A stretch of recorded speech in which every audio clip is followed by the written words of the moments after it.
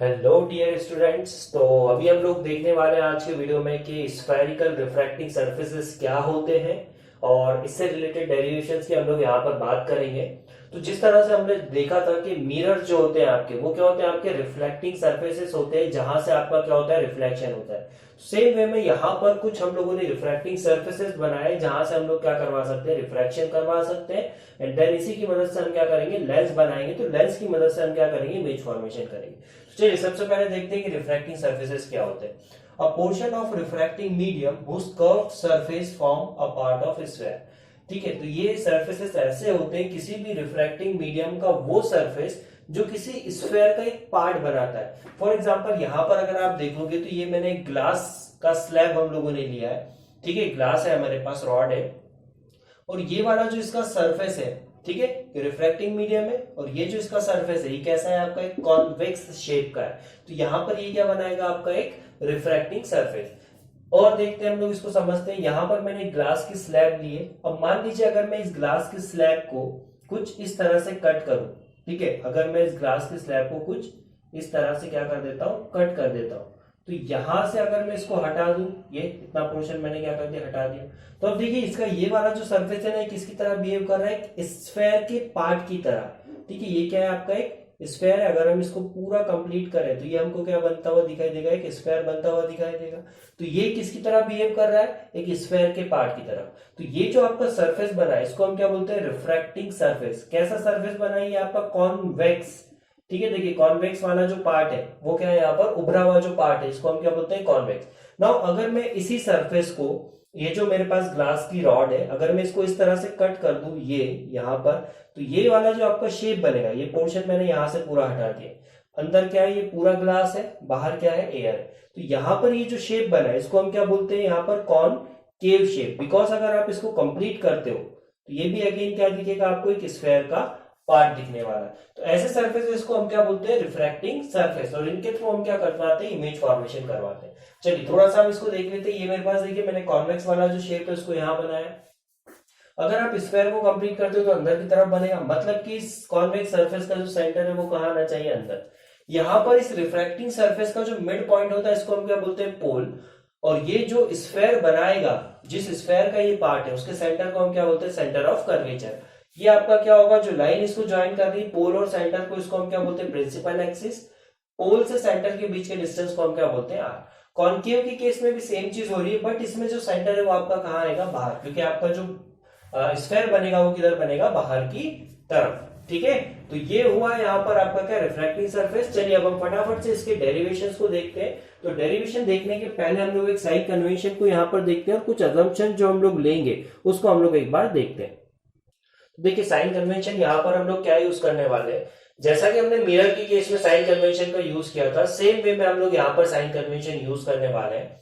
Like जितनी भी distances हम लोग मेजर करेंगे वो कहां से होगा, पोल से। So all the distances are measured from pole. And second one is distances measured in the direction of incident ray are taken as a positive. जिस डायरेक्शन में इंसिडेंट रे ट्रेवल कर रही है उस डायरेक्शन को हम लोग पॉजिटिव लेंगे, और अपोजिट डायरेक्शन को हम क्या करने वाले हैं, यहाँ पर नेगेटिव लेने वाले हैं। कुछ अजम्पशंस हम लोग लेने वाले हैं डेरिवेशन करने के पहले। सबसे पहला जो अजम्पशन होगा वो क्या होगा, आपका aperture size is very small. Aperture का मीनिंग क्या होता है आपके पास, अगर मेरे पास ये एक रिफ्रैक्टिंग सरफेस है, तो ये जो पोर्शन है ना आपका, ये जो लेंथ है, ये x to y लेंथ, इसको हम क्या बोलते हैं, एपरेचर। ठीक है, ये रिफ्रैक्टिंग सरफेस जो होता है इसको हम क्या बोलते हैं, एपरेचर। तो इसका जो साइज है वो क्या है आपका, बहुत स्मॉल है, ऐसा हम लोग अजम्पशन ले रहे हैं।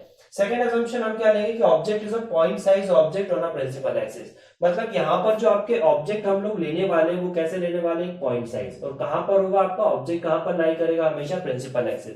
फॉर एग्जांपल ये जो ओ पॉइंट है, ये आपका किसको रिप्रेजेंट कर रहा है, ऑब्जेक्ट को।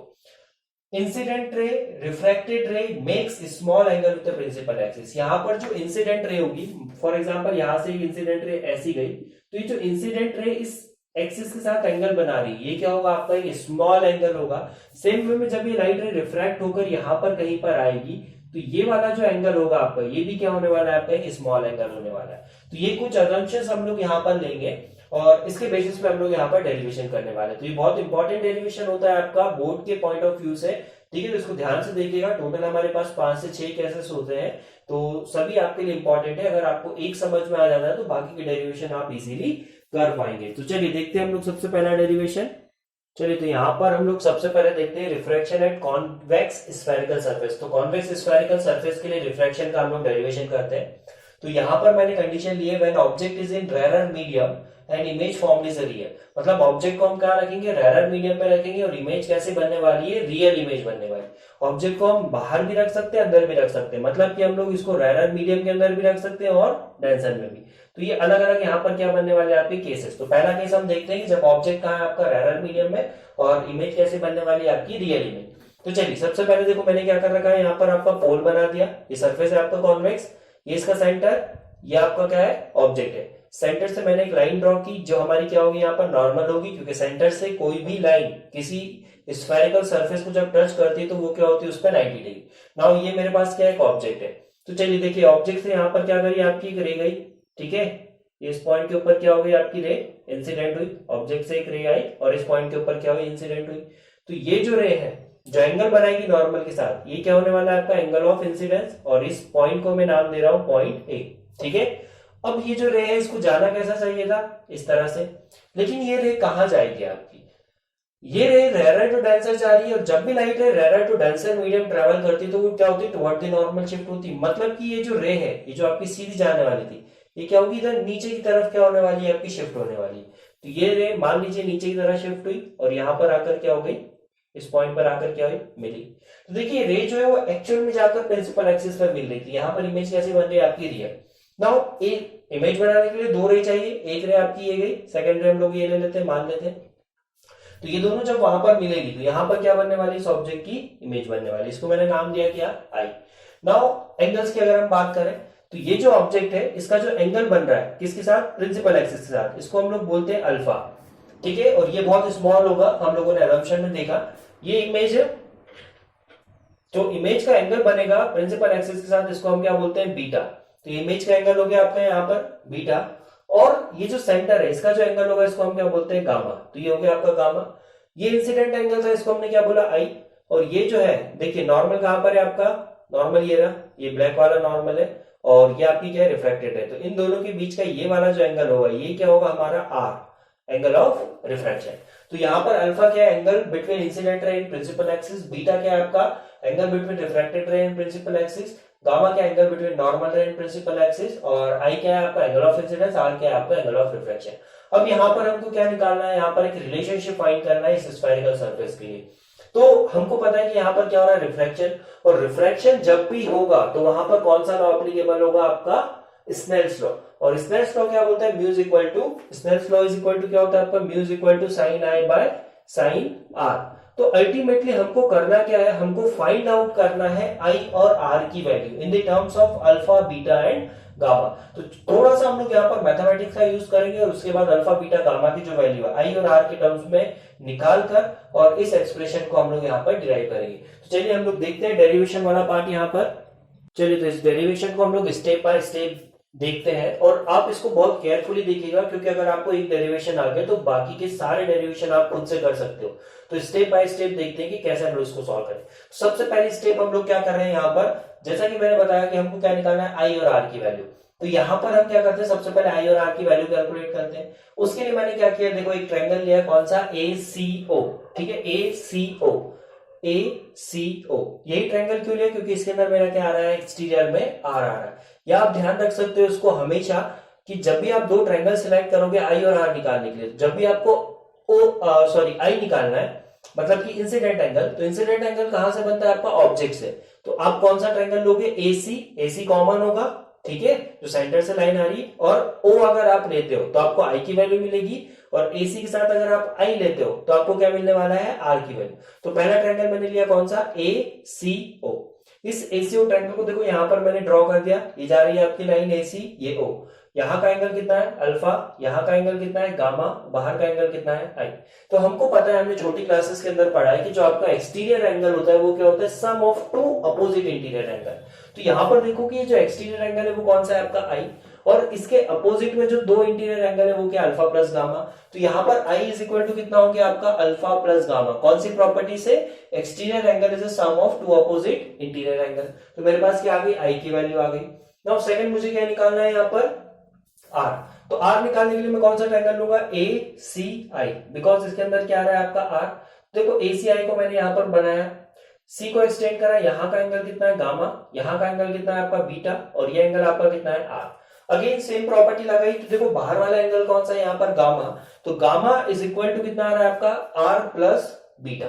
ठीक है, हमको क्या चाहिए आर, तो आर को इधर रहने दो, बीटा को इधर ले लो, तो बीटा प्लस का इधर आएगा तो क्या होगा आपका माइनस का, तो आर इज इक्वल टू कितना आ रहा है आपका गामा माइनस बीटा। तो मेरे पास आई आ गया, मेरे पास आर आ गया, यहां पर मेरी पहली स्टेप कंप्लीट होती है। सेकेंड स्टेप में हम लोग क्या करेंगे, ये जो अल्फा बीटा और गामा है इसकी वैल्यू निकालेंगे in the terms of distances. ठीक है, तो देखिए इसको ध्यान से। चलिए, तो पहली स्टेप हमने कंप्लीट की थी और वहां से हम लोगों के पास दो रिजल्ट्स निकल कर आए थे, आई और आर की value. I is equal to आया था हमारा alpha plus gamma, r is equal to आया था गामा माइनस बीटा। नाउ हम लोग फाइंड आउट करते हैं अल्फा बीटा और गामा की वैल्यू। तो वो करने के पहले यहाँ पर देखिए हम क्या करते हैं कि हमने परपेंडिकुलर ड्रॉ किया, कहां से, ए पॉइंट से हमने ड्रॉ किया प्रिंसिपल एक्सिस के ऊपर, तो ए एन जो है हमारा वो क्या है परपेंडिकुलर है। तो ये क्या बन गया आपका, यहाँ पर एक राइट एंगल ट्रायंगल का क्या हुआ फॉर्मेशन हुआ। तो सबसे पहले मुझे क्या निकालना है, अल्फा। देखिए अल्फा कहाँ आ रहा है, ये आ रहा है, तो मैं ये ट्रायंगल ले सकता हूँ क्या, ए एन ओ। तो in triangle A N O, यहाँ पर देखिए अलग से मैंने डायग्राम भी बनाया है। ये एंगल कितना था आपका अल्फा, तो ये बनाया मैंने अल्फा। यहां पर मैं लगाता हूं टेन थीटा, तो tan alpha is equal to कितना हो गया आपका परपेंडिकुलर ए एन अपॉन में बेस, बेस कितना है आपके पास ओ है। नाउ स्टार्टिंग में हमने जब अजम्पशंस की बात की थी तो हमने देखा था कि एपरेचर का साइज हमको क्या लेना है, स्मॉल। सो अगर एपरेचर का साइज बहुत स्मॉल है, ठीक है, और एक कंडीशन में हमने ये भी देखा था कि जो आपके एंगल्स है, जो आपका इंसिडेंट रे प्रिंसिपल के साथ बना रही, मतलब अल्फा, इंसिडेंट रिफ्लेक्टेड रे आपका प्रिंसिपल के साथ बना रही बीटा, वो क्या है आपके बहुत ज्यादा स्मॉल है। तो अगर एंगल्स बहुत ज्यादा स्मॉल है, एपरेचर अगर स्मॉल है, तो हम टेन अल्फा की जगह क्या लिख सकते हैं, ओनली अल्फा। और आप देख सकते हो कि जो P और N पॉइंट है वो क्या है बहुत पास है, एपरेचर स्मॉल होगा तो P और N क्या आपके पास बहुत पास है। तो मैं NO की जगह क्या लिख सकता हूं, सिंपली PO। NO कौन सा डिस्टेंस है ये, इसकी जगह मैं क्या लिख सकता हूं आपका यहाँ पर PO। तो यहां पर मैं चेंजेस कर देता हूं, टेन अल्फा को मैंने लिखा alpha, AN as it is, NO की जगह मैंने क्या लिखा है यहाँ पर आपका PO। ठीक है, तो उसके बाद देखो सेकंड हम लोगों को क्या निकालना है, बीटा। बीटा निकालने के लिए ट्रायंगल कौन सा होगा आपका, ANI। ये ट्रायंगल लिया, tan beta is equal to perpendicular कितना AN, बेस कितना NI। Now again aperture small, तो टेन बीटा को लिखा beta, AN as it is, NI की जगह हम क्या लिख सकते हैं, देखो NI की जगह हम क्या लिख सकते हैं यहाँ पर PI, वो हमने मेंशन किया। तीसरा आपको क्या निकालना है, गामा। देखिए गामा के लिए कौन सा ट्रायंगल होगा, ANC। तो ANC के अंदर हमने लगाया टेन गामा, परपेंडिकुलर कितना AN, बेस कितना NC। नाउ टेन गामा को मैं क्या लिख सकता हूं, gamma, AN as it is, और NC की जगह हम क्या लिख सकते हैं, BC। तो यहां पर हमारे पास क्या हुआ, अल्फा बीटा और गामा की वैल्यू भी आ चुकी है। तो हमारे पास दो स्टेप कंप्लीट हुआ, पहले में हमने आई और आर निकाला, सेकंड स्टेप में हमने क्या निकाला, अल्फा बीटा और गामा। नाउ थर्ड स्टेप के अंदर हम लोग लगाते हैं यहाँ पर स्नेल्स लॉ, और इसको सिर्फ सिंप्लीफाई हमको करना है। चलिए, तो आगे बढ़ते हैं तीसरे स्टेप के ऊपर, जहां पर हम लोग अप्लाई करने वाले हैं स्नेल्स का लॉ।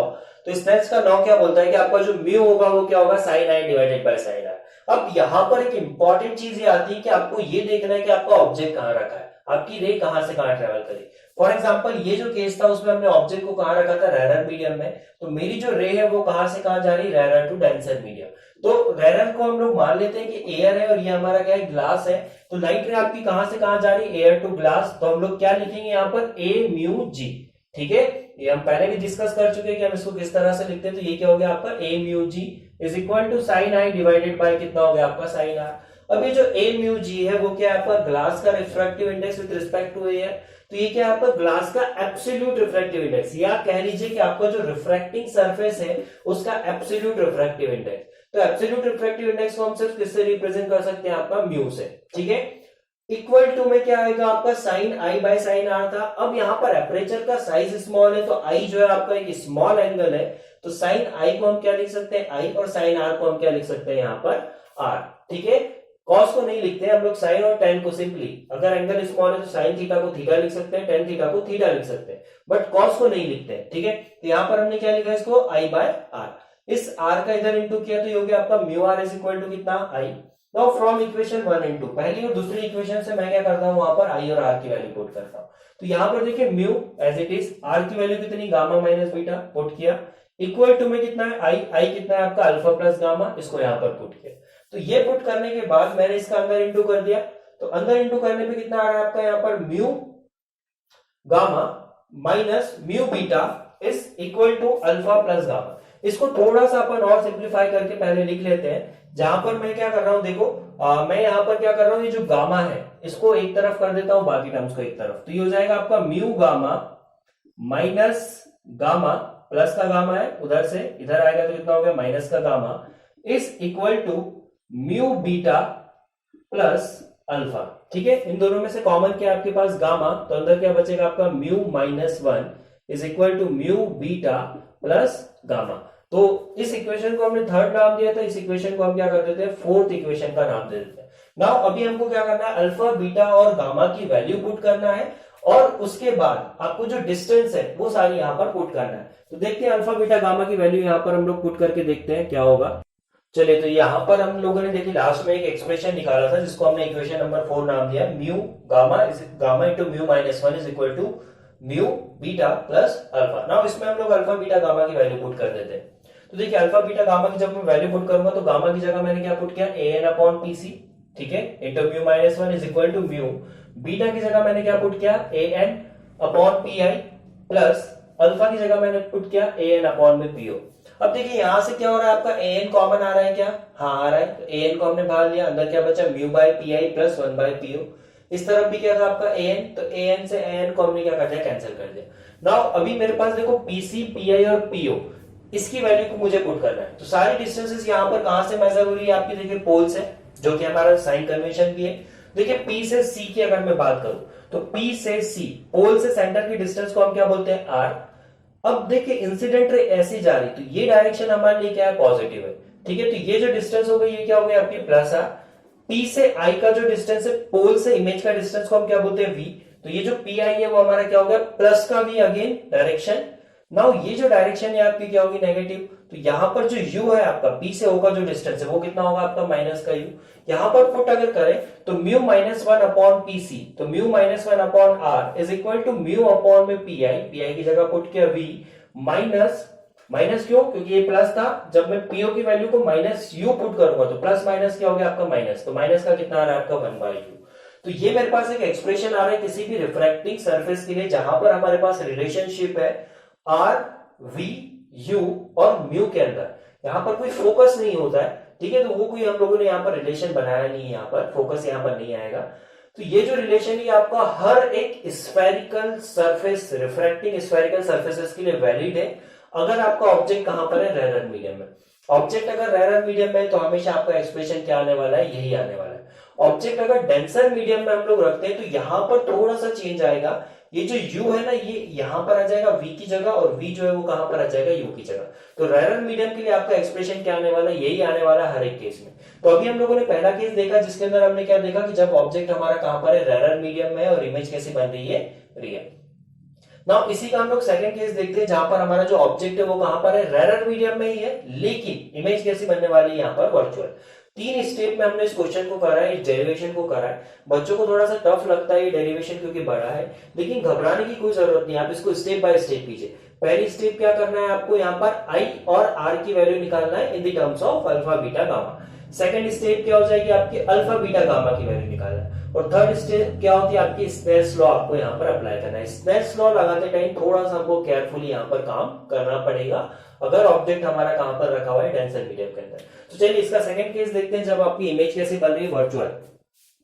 चलिए सेकंड केस को डिस्कस करते हैं जहां पर आपका ऑब्जेक्ट कहां पर है, रेयर मीडियम में, और इमेज कैसी बन रही है, वर्चुअल। देखिए सेम डायग्राम है यहाँ पर, ये आपका पोल सेंटर ऑब्जेक्ट, ऑब्जेक्ट अभी रेयर मीडियम में और इमेज कैसी बनने वाली, वर्चुअल। मतलब कि अभी इमेज हमको इधर नहीं बनानी, इमेज कहां पर बनेगी आपकी, इसी साइड में बनने वाली। तो देखते हैं यहाँ पर क्या होगा इसके अंदर। ये आपका ऑब्जेक्ट है, एक रे चलिए आपकी, ठीक है, ये रही रे, ये इस तरफ से गई, एंगल कितना बना है इसका, आई, एंगल ऑफ इंसिडेंस। नाउ इस रे को जाना कैसा चाहिए, ऐसा सीधा, अगर कुछ नहीं होता तो। अब ये क्या होगी, टुवर्ड्स द नॉर्मल शिफ्ट होगी। अब अगर ये नॉर्मल की तरफ ज्यादा शिफ्ट होती है तो ये रे जाकर कहां पर मिलने वाली है, प्रिंसिपल एक्सिस के ऊपर। लेकिन मान लीजिए कि आपकी जो रे है वो ये इतनी से शिफ्ट हुई, ठीक है, तो ये रे जो है आपकी वो कहां जाने वाली है, ये जो रे है आपकी वो सीधी कहां पर जाने वाली है, आगे की तरफ जाने वाली है। तो अगर हम इस रे को पीछे की तरफ एक्सटेंड करें, इस रे को अगर हम पीछे की तरफ एक्सटेंड करें तो हमको इसकी इमेज इधर कहीं पर बनती हुई दिखाई देगी। ठीक है, थोड़ा सा और इसको अपन करेक्ट कर लेते हैं, इसको वापस से देख लेते हैं। 2 मिनट दीजिएगा मुझे, इसको हम लोग वापस से देखते हैं। चलिए तो देखते हैं यहाँ पर। देखिए ये मेरे पास ऑब्जेक्ट है, पोल है, सेंटर है, सेंटर की लाइन है आपकी ये ब्लैक वाली, ठीक है, नॉर्मल है हम लोगों का ये वाला। नाउ देखिए यहाँ पर ऑब्जेक्ट से एक रे चली, ठीक है, इस पॉइंट पर आई, एंगल कितना बनाएगी ये, एंगल ऑफ इंसिडेंस आई के बराबर।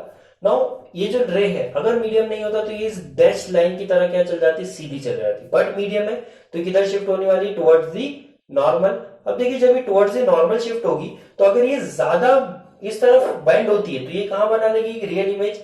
लेकिन अगर ये बेंडिंग आपकी बहुत कम होती है तो ये देखिए अभी भी कैसे जा रही है, इस सरफेस से बाहर, मतलब ये प्रिंसिपल एक्सिस पर कभी नहीं मिलेगी। और प्रिंसिपल एक्सिस पर अगर कभी नहीं मिलेगी तो रियल इमेज नहीं बनेगी। तो अगर मैं इस रे को पीछे की तरफ एक्सटेंड करूं, देखिए इस रे को अगर मैं पीछे की तरफ एक्सटेंड करूं तो मुझे ये रे कहीं पर यहां पर मिलती हुई दिखाई देगी। तो यहां क्या बनने वाली इसकी इमेज, इमेज कैसी बन रही है आपकी, वर्चुअल, ठीक है। तो यहां पर इमेज कैसी बन रही है अपनी, वर्चुअल। अब ये जो एंगल होता है इसको हम क्या बोलते हैं, गामा। जो सेंटर वाली एक्सिस का जो एंगल होता है उसको हम क्या बोलते हैं, गामा, प्रिंसिपल के साथ। ऑब्जेक्ट का जो एंगल होता है इसको हम क्या बोलते हैं, अल्फा, और इस एंगल को हम क्या बोलते हैं यहाँ पर, बीटा, ठीक है। ये देखिए ध्यान से, ये वाला जो एंगल है आपका वो कितना होगा यहाँ पर, आर, ठीक है, क्योंकि ये क्या आपका रिफ्रैक्टेड रे है जो उस तरफ जा रही है। तो देखिए यहाँ फटाफट मैं आपको थोड़ा सा इसके अंदर बता देता हूँ क्या क्या चीजें आने वाली है, और इस डेरिवेशन को आप खुद से करके देखिएगा तो आपको भी पूरा ये टॉपिक समझ में आ जाएगा। तो देखिए यहाँ पर फटाफट से हम लोग देख लेते हैं। सबसे पहली स्टेप में हमने क्या करना है, आई और आर निकालना है। तो जैसा कि मैंने बताया कि आपको आई अगर निकालना है तो आई निकालने के लिए हमको क्या करना है, ऑब्जेक्ट वाला ट्रायंगल उठाना है। देखिए ऑब्जेक्ट ये रहा, तो ए सी ओ ये ट्रायंगल में उठा लेता हूं, ठीक है। यहाँ पर देखिए एक्सटीरियर में पूरा आई भी आ रहा है आपका, तो आई इज इक्वल टू कितना हो जाएगा आपका, अल्फा प्लस गामा। तो आई की वैल्यू कितनी आ गई, alpha plus gamma. Exterior angle is equal to sum of two interior angles. Now second हमको क्या निकालना है, आर। तो आर निकालने के लिए मुझे क्या चाहिए, इमेज वाला ट्रायंगल। इमेज कहां पर ही है, अब कौन सा ट्रायंगल लेंगे, ए सी आई, ठीक है। आपको कुछ भी नहीं देखना, आप बस सिंपल इस वे में चलते जाइए। तो ये लिया मैंने ACI। अब देखिए आर कहां पर है आपका, बाहर है, और अंदर कौन सा एंगल है, अपोजिट साइड में बीटा और गामा। तो आर इज इक्वल टू कितना आ गया आपका, बीटा प्लस गामा। उसके बाद हम लोग निकालते हैं अल्फा बीटा गामा। तो अल्फा की वैल्यू देखो कितनी आएगी, अल्फा कहां पर बन रही है, तो ट्रायंगल कौन सा लेंगे, ANO, ठीक है। तो अल्फा इज इक्वल टू कितना आएगा आपका, परपेंडिकुलर